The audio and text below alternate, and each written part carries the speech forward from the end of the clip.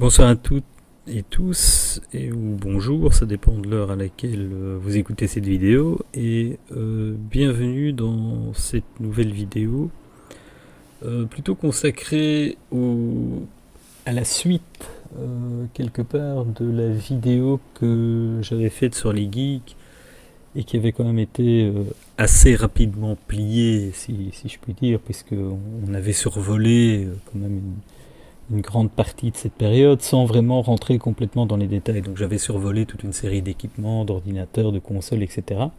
du début des années 80. Et ici, j'avais un petit peu envie de m'attarder justement sur une machine assez mythique, si je peux dire, parce que c'est une des premières... c'est ce que j'appellerais une console de génération 1. Donc au même titre que le Vectrex, l'Atari 2600, mais qui avait quand même, je trouve, un excellent niveau de rendu par rapport aux jeux d'arcade. Et il s'agit en fait de la CBS ColecoVision, qui est sortie, si je ne m'abuse, aux alentours des années 82, et qui a à peu près commencé à disparaître aux alentours des années 1985. Bon, encore une fois, voilà, il n'y a pas toujours beaucoup de traces, je trouve, de ces vieilles consoles, parce que justement, à l'époque, dans les années 80, il y avait très peu de gens qui faisaient des vidéos. Et c'est pour ça que j'avais un peu envie d'en reparler aujourd'hui, parce que bon, voilà, ça me rappelle aussi quelque part des souvenirs d'enfance, étant donné que c'était ma toute première console. Alors, une ColecoVision, qu'est-ce que c'est? Ça se présente comme ça. Donc, voilà, on a un boîtier d'environ 60 cm sur 50, enfin je ne sais plus les dimensions par cœur. Et on a aussi une paire de manettes assez intéressantes, parce que bon, ce sont des manettes brochage standard Atari 9 pins, donc avec systématiquement une pin de ground, une pin de 5 volts, une pin de strobe et les pins pour les 4 directions, ainsi que les deux boutons de tir. Donc 4 directions, mais évidemment si on a haut et droite, on a la direction oblique, donc il y avait évidemment un décodeur de signal qui permettait à la console évidemment d'interpréter 8 directions plutôt que 4. Il faut dire aussi donc c'est une console, donc c'est plutôt des manettes avec simplement un stick, hein, c'est pas des molettes. Et elle présentait une particularité amusante, c'est que on y avait ajouté, enfin ils y avaient ajouté un clavier de téléphone qui permettait de donner des fonctionnalités supplémentaires qui étaient utilisées dans certains jeux. Donc voilà, on a un case classique avec les deux manettes qui venaient s'insérer à l'intérieur, hein, par souci de rangement, un bouton Start-Stop, un bouton Reset, un port d'entrée pour les cartouches, et ici un port de connexion, ou un connecteur en tout cas, pour des périphériques divers, tels que par exemple le volant ou encore le trackball. Alors, comme je l'ai dit, c'est une machine intéressante parce qu'elle avait, je trouve, d'assez bonnes caractéristiques. Donc ça, je l'ai récupéré du manuel de dépannage du Coleco, hein, parce que toutes ces docs sont évidemment disponibles sur Internet. Et donc ici, si vous vous souvenez du schéma de von Neumann, de l'architecture de von Neumann que j'avais présenté, je pense, dans la vidéo du codeur Dojo 7, on retrouve un peu la même architecture, hein, puisque bon, voilà, on est toujours à peu près dans... On ne change pas une équipe qui gagne, hein, ces architectures n'ont pratiquement pas changé depuis 1945. Donc on retrouve ici un bloc CPU qui est, dans le cas de la ColecoVision, défini par un Z80A de chez Zilog. Donc c'est un processeur 8 bits très bien foutu, parce que je pense que c'est un des meilleurs de la génération. Il est cadencé à 3,5 MHz, donc à l'heure actuelle ça fait un peu sourire, mais enfin pour l'époque c'était quand même pas rien, avec un bus d'adresse de 16 bits, on voit ici, et un bus de données de 8 bits. Alors on retrouve dans la Coleco, on a un système de RAM, je pense qu'on a environ 8K, c'est entre 4 ou 8K. Évidemment avec un adressage 16 bits, on peut monter facilement à 64K, mais enfin bon, là comme la plupart des jeux étaient disponibles en cartouche ROM, donc en extension de ROM, ça ne posait pas vraiment de problème de ne pas avoir beaucoup d'espace de stockage puisque les jeux étaient stockés dans la ROM externe. On a évidemment la ROM system qui contient le BIOS, qui contient les écrans d'accueil, enfin l'écran d'accueil en tout cas, et qui permet vraiment au système de démarrer et de fonctionner. On a un générateur de son qui est un Texas Instruments SN76489A, si je ne dis pas de bêtises, qui bon, n'est pas fondamentalement, enfin, n'a pas laissé fondamentalement un souvenir impérissable, enfin, en tout cas pas à moi. Et par contre, un Video Display Processor VDP, qui est un Texas Instruments TMS 9918, si je ne m'abuse, qui lui est assez intéressant parce qu'il va équiper quand même pas mal d'ordinateurs de l'époque. Il n'est pas des plus puissants, il a une résolution de 256 pixels sur 192, ce qui est un peu embêtant parce que la plupart des écrans des autres ordinateurs, comme par exemple le Commodore 64, ou je pense même l'Amstrad CPC, sont plutôt à 320-200. Le fameux mode X qu'on peut retrouver sur PC. Donc là, on est sur un mode un peu particulier, mais enfin bon, voilà. Il peut afficher 16 couleurs, il peut afficher 32 sprites, dont 4 sur la même scanline, donc 4 en horizontal, le 5e malheureusement disparaît. Donc c'est pas du tout une mauvaise machine, et au niveau donc sa connectique VRAM, bon, le bus est très petit, mais bon, c'est pas dramatique. On est à 16K de VRAM. Donc ça, c'est la mémoire vidéo qui va être utilisée par le VDP pour faire le rendu des écrans, quelque part. Et ici, on se retrouve avec un dernier élément qui est le modulateur de fréquence, en fait, hein, qui va servir quelque part à moduler une porteuse en UHF. On va retrouver aussi un quartz qui va permettre donc une horloge bâtie autour d'un quartz de fréquence 7,5 MHz, ou 7 MHz plutôt. Alors ce 7 MHz il est intéressant parce qu'il va être divisé par deux puisque la fréquence du Z80A est de 3,5 MHz, donc on a un circuit diviseur de fréquence, et je pense que c'est la même fréquence pour le processeur sonore. Le VDP, quant à lui, je pense, utilise une fréquence de 10 MHz, donc là, on va utiliser un circuit multiplieur de fréquence, et on verra plus loin, au niveau du bloc ALIM, qu'il y a aussi un certain nombre de contraintes. Donc ça, c'est pour les caractéristiques techniques de la console, hein, c'était quand même pas trop mal. Alors quand on ouvre, évidemment, le boîtier, bon, ici, moi, j'ai dû aller chercher l'image sur Internet, j'ai une ColecoVision, mais elle est plus directement chez moi, déménagement oblige. Mais si je la retrouve, ça serait assez intéressant de la réouvrir. Alors bon, on retrouve évidemment le schéma bloc ici en schéma interne. Alors là, on retrouve le fameux Z80. Là, c'est le connecteur qui permet de plugger justement des périphériques externes comme le volant, le trackball, etc. Derrière le Z80, on retrouve le port d'entrée cartouche, hein, avec un bus d'adresse qui sera lisible par le processeur. Ici, on retrouve la ROM. Ici, on retrouve en fait les IC, donc les circuits intégrés de RAM. Je pense qu'on doit être soit à 4 ou à 8K, mais je ne sais plus comme ça par cœur.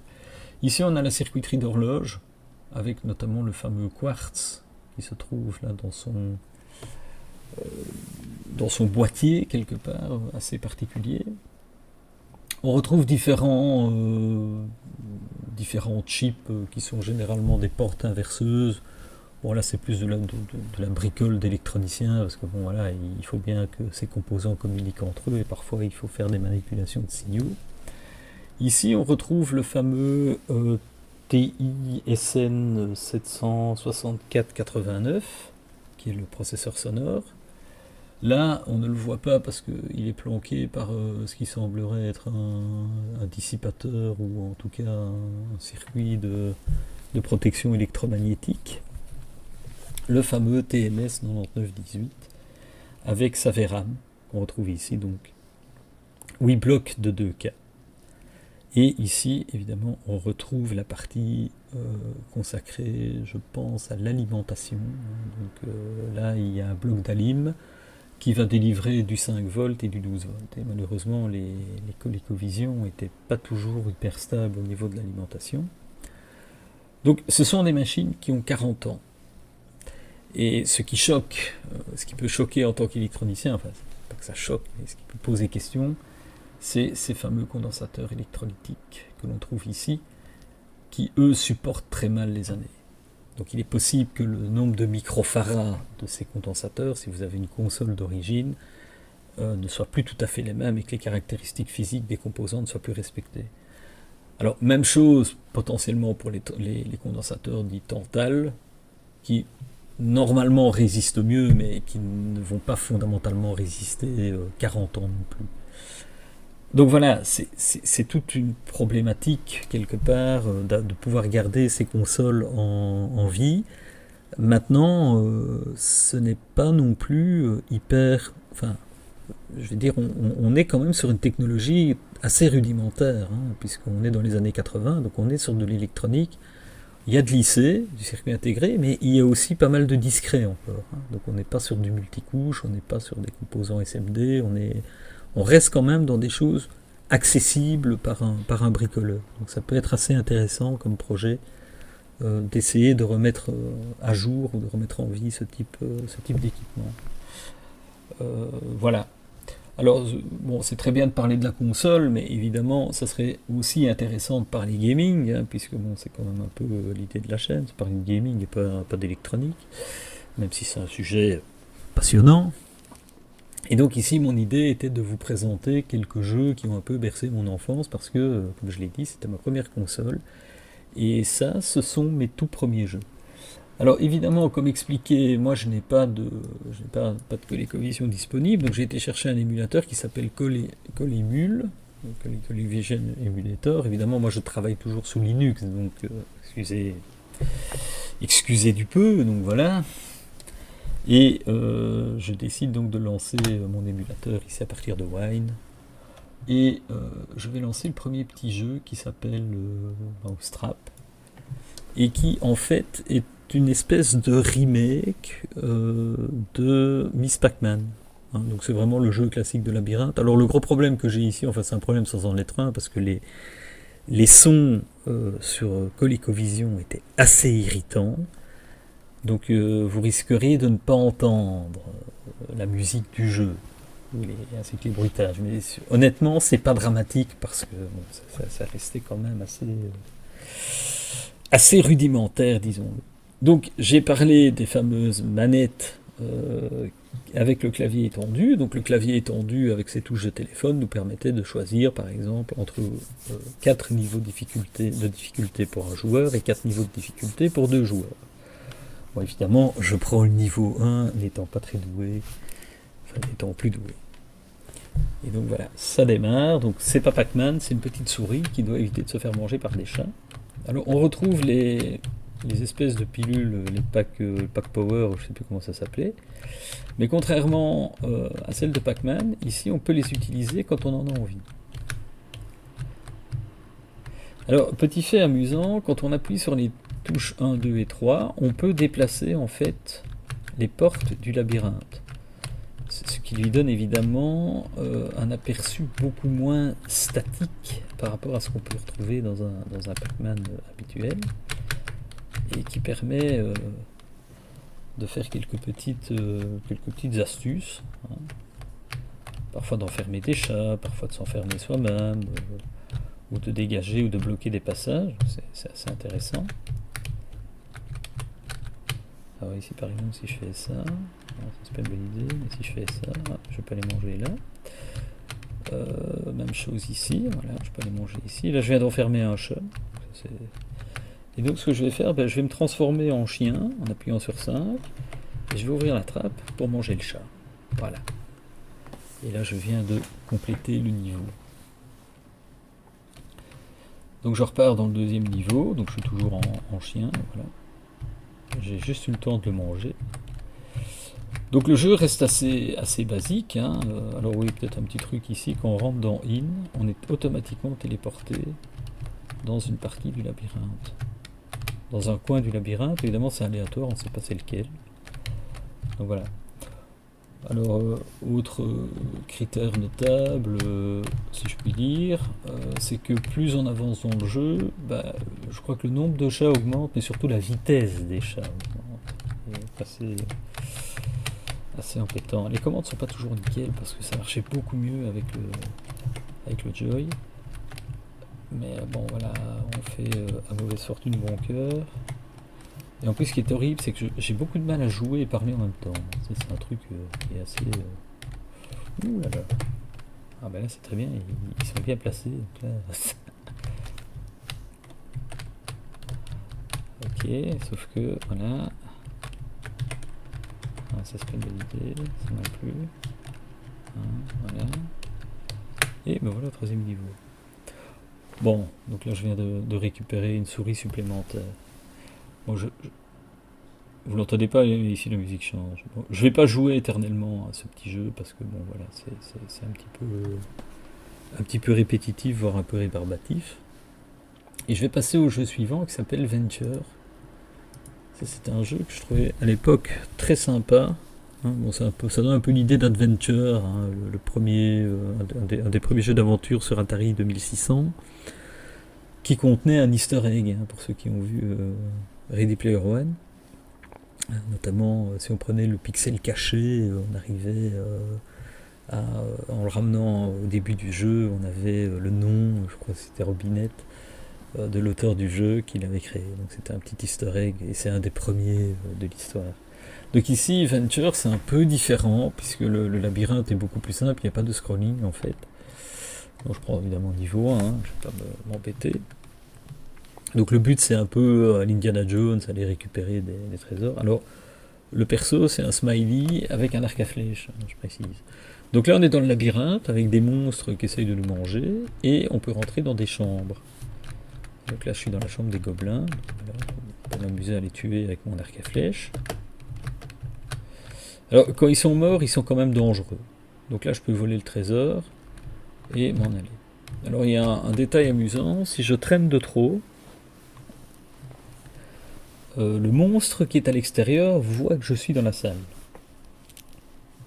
Il va donc essayer de rentrer.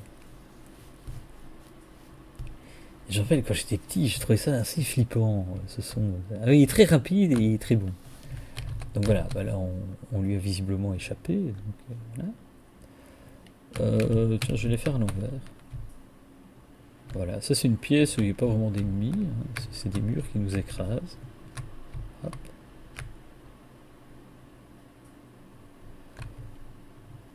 Voilà. Alors j'essaie de pas me faire écrabouiller, hein. Voilà. Et donc là je peux sortir, ça il n'y a pas de monstre. Oula.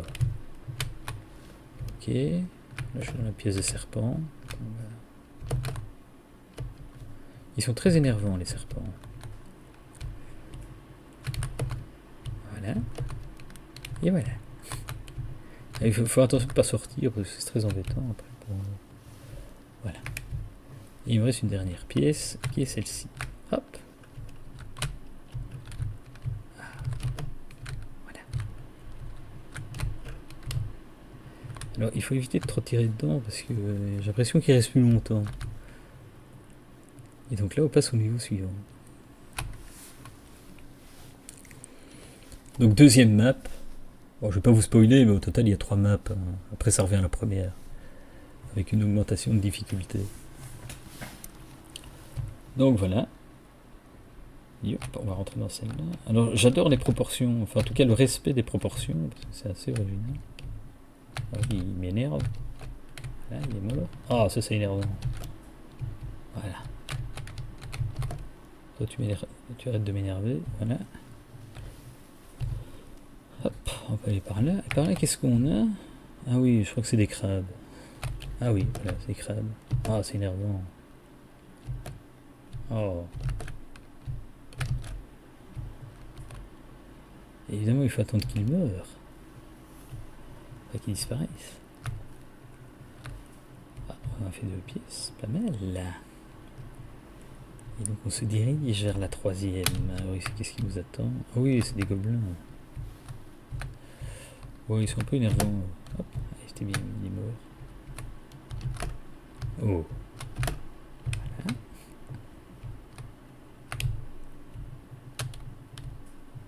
Ah, il essaie de me rattraper. Bon, je fais d'exploration, je m'amuse pas à les tuer tous. Ah, ça, j'aime pas cette pièce. Oh, c'est horrible. Ah, voilà. Ouh.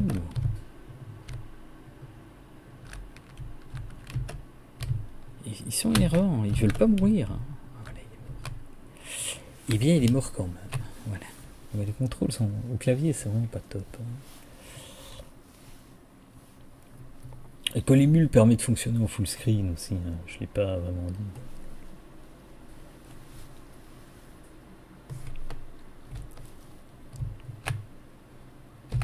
Mon Dieu. Ah.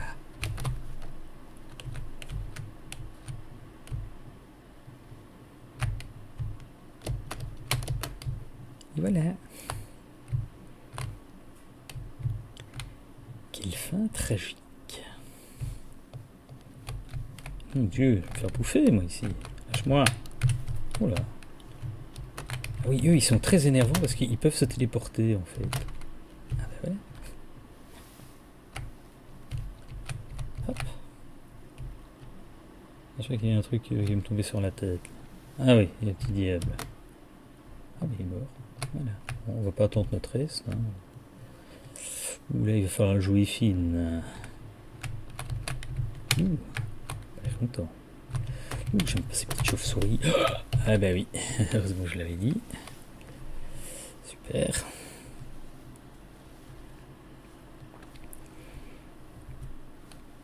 Je ne sais pas pourquoi, mais je ne les aime pas. Demandez pas. On recommence. Ah, voilà qui est mieux.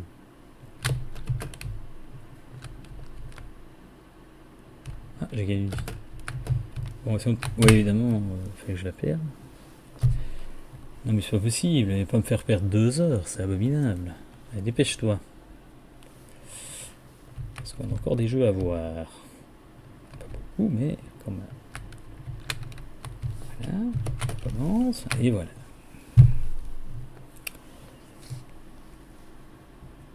Et je suis en train de perdre toutes mes vies, et surtout de perdre mon temps, ce qui m'énerve. J'espère que les autres jeux sont un peu moins casse-pied. Hop. Bon, toi t'es morte, ça commence bien. Et toi t'es morte, voilà. C'est pourtant pas compliqué. Et donc voilà. Donc là on vient de faire les 3 maps. Hein. Bon, c'est pas très sympa parce que je vous montre presque l'entièreté du jeu, mais d'un autre côté, voilà, ça restait des jeux très simples. Et finalement, à l'époque, on savait s'amuser avec peu. Donc ici, les monstres vont aller un peu plus vite. Les gobelins sont normalement un tout petit peu plus rapides. Et le monstre apparaît un peu plus vite. Le monstre, le gardien de la porte, si vous voulez, apparaît un peu plus vite. Donc voilà. Je vais pas jouer éternellement. C'est toujours un petit peu répétitif. Et donc on passe à un autre jeu qui s'appelle Zaxxon, que vous connaissez probablement tous, puisque c'est un jeu quand même sorti en arcade et qui a été adapté sur pas mal de machines, sur Commodore, sur CPC, Amstrad, sur MSX et bon, bien sûr sur ColecoVision. Donc ici le principe est simple, on pilote une espèce d'avion capable de voler visiblement dans l'espace et qui est censé parcourir des bases pour détruire un peu tout ce qui bouge. Alors, c'est intéressant parce que là c'est une 3D en parallaxe, avec un parallaxe pardon, qui est très énervant puisque si on n'est pas aligné, eh bien évidemment on ne touche pas, puisqu'il y a une notion de hauteur. Voilà.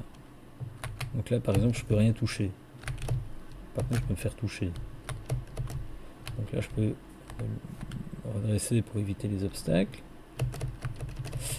Et ce qui est amusant, c'est que les commandes sont inversées un peu comme sur les avions. Donc si on va vers le haut, on descend, et si on va vers le bas, ben, on monte. Voilà. Bon, c'est un petit peu répétitif, hein, voilà. C'est pas le niveau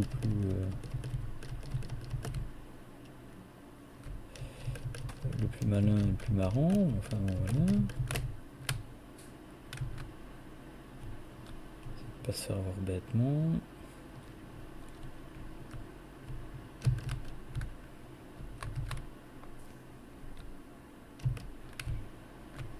Et alors là, il faut se mettre à bonne hauteur et essayer de toucher le petit méchant. Et ici, on se retrouve dans l'espace avec une espèce de scène à la Space Invader ou Galaxian, mais voilà, en essayant de trouver la bonne hauteur.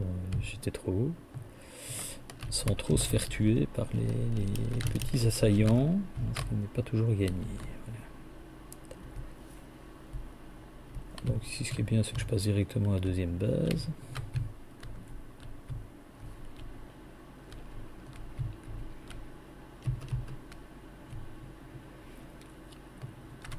J'ai un peu du mal à jouer et parler en même temps.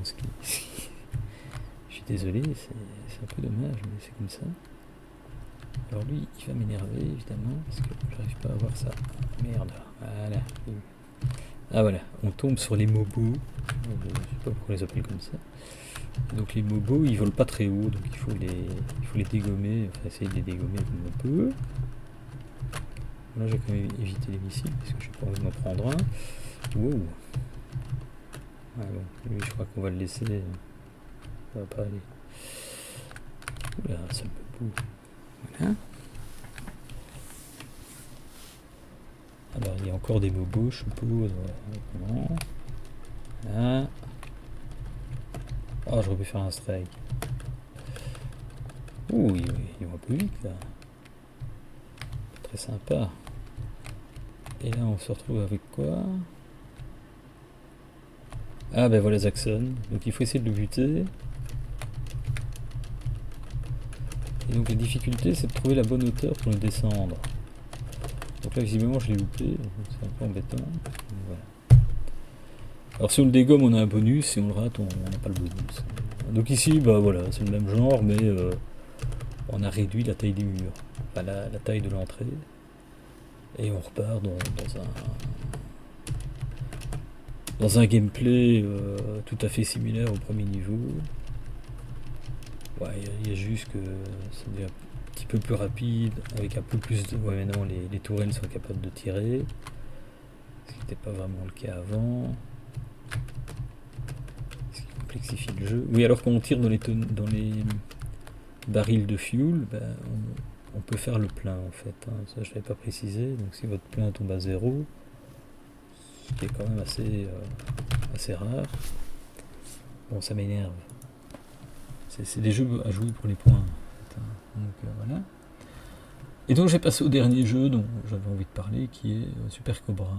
Alors Super Cobra, c'est un jeu d'hélico où il faut un peu dégommer tout ce qui bouge. Alors, contrairement aux autres jeux, il démarre direct. Je crois que c'était Activision qui avait fait ce jeu, je sais plus. Donc ici il y a un bouton pour tirer, pour mitrailler et un bouton pour bombarder.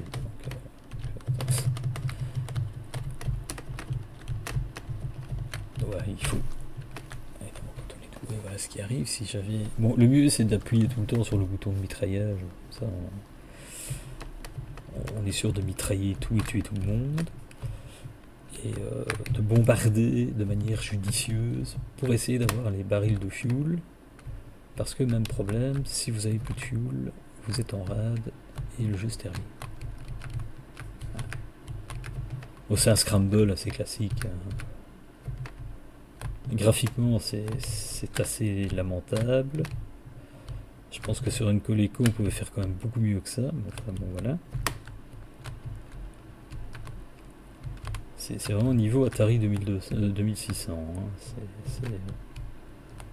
Enfin bon, voilà.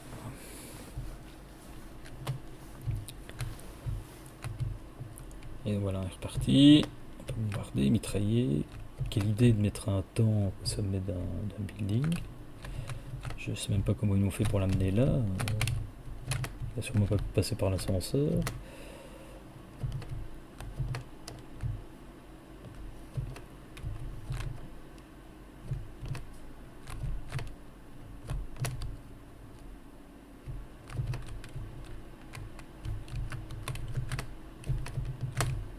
Donc le but évidemment c'est de couvrir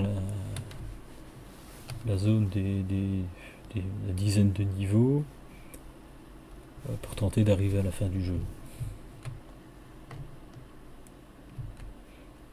Enfin graphiquement je trouve qu'il s'était vraiment pas foulé.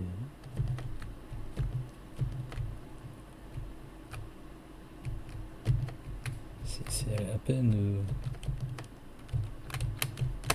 Là, ici, ouais, la différence c'est que les missiles bougent plus. Par contre, les tanks se mettent à tirer. C'est un petit peu énervant. Voilà. Il faut tirer. Voilà, parfait. Et donc on est reparti. Oui, le gameplay est assez extraordinaire, évidemment. C'est vraiment très motivant.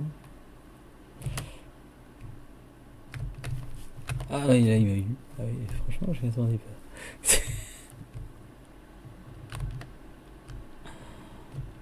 Bah, en plus, là, je m'en fous parce que. Ah, mais c'est pas possible d'être nul à ce point. Voilà. Et maintenant, je suis couillon. Ah non. Ça, c'est peut avoir de la chance. Oui, la technique, c'est d'avancer le plus près possible afin de. Voilà. De pas se laisser écrabouiller par l'écran. Si on est trop à droite, eh bien on perd en marge de manœuvre. Donc là on a fait un refuel, maintenant ça consomme quand même.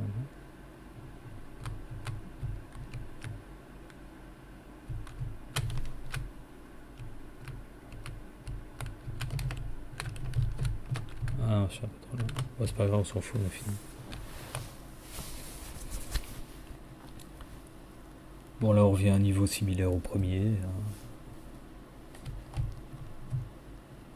Alors, je sais plus. Ah ouais, là il y a des petites créatures qui nous embêtent.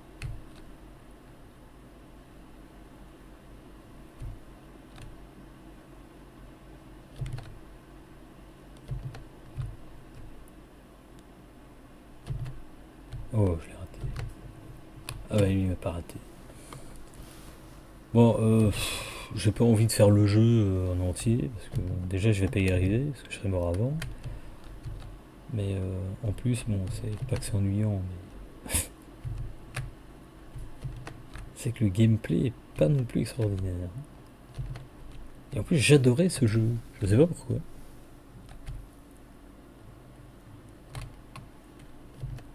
Et à la limite, on aurait pu faire la même chose en.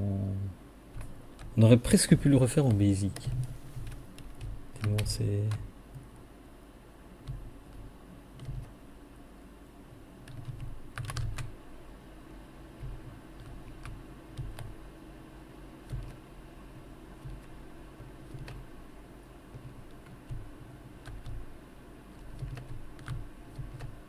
Ah, oui, l'intérêt du jeu est d'essayer de les descendre en utilisant les bombes. Ah, j'en ai eu un.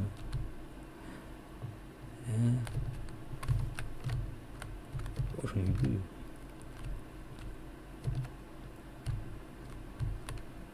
Voilà. Ah merde, il faudrait que j'arrête de jouer au con. Ah, ça, j'ai retrouvé du fuel. Ok, ouais, évidemment j'en ai plus. Ça, j'en ai repris.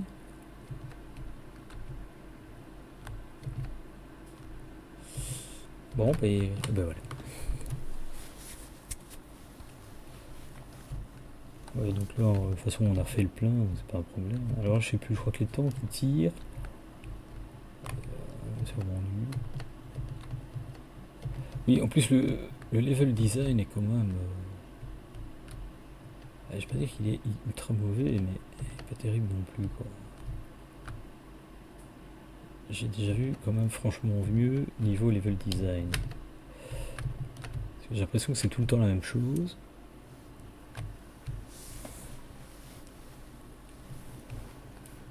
Ils ont toujours mis un char au sommet d'un immeuble. Je sais pas comment ils ont fait. Bien. Ouh. Ah bah voilà. Et bien je pense qu'on va arrêter là. Voilà, c'est assez lamentable comme ça. Enfin, la façon de jouer. Donc voilà, je ne sais pas si ça vous aura plu, parce que bon, c'est vrai que c'est quand même du vieillot, hein, quelque part, c'est des très très vieux jeux. Bon, il faut comprendre aussi que c'était des machines très basiques aussi, c'est pas comparé avec des machines d'arcade, on était vraiment en dessous de l'équipement qu'on avait dans les bandes d'arcade, mais les développeurs avaient quand même cette originalité et cette capacité, ouais, quelque part, à produire des choses sympas. Voilà. Bon. Je suis loin d'être un gamer, hein, donc je crois que je suis plus à même à faire des jeux qu'à y jouer.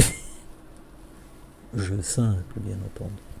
Mais voilà, je vous souhaite une bonne soirée ou une bonne journée, tout dépend de l'heure à laquelle on se retrouve. À bientôt pour la prochaine vidéo.